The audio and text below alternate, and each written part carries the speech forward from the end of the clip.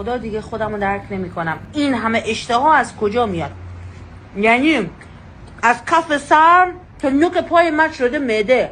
خدای اشتهای من کم بکن، خواهش میکنم. اشتهای زیادی اتفاق نیست، یه نشونه خیلی مهمه. اگر خلط پشت حلق دارین، اگر دست و پاهاتون مدام سرده، اگر در طول روز همیشه خسته و کسل هستین و بیخواب هستین و اگر شبها که میخوابین آب از دهنتون بیرون میاد، اگر اشتهاتون زیاده و اگر که شما نفخ و رفلاکس و یبوست دارین و اگر که وقتی غذا میخورین اون معدتون سنگین میشه و غذاتون دیر هضم هستش، اینها همش نشونه سردی بدن هستش.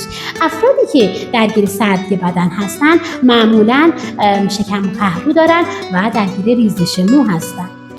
من میخوام کمکت بکنم که سردی رو از بدنت دفع بکنی. نه نیاز به ورزش خیلی سخت داره، نه نیاز به رژیم سخت داره و نه حتی نیاز به خوردن گرمیجات داره.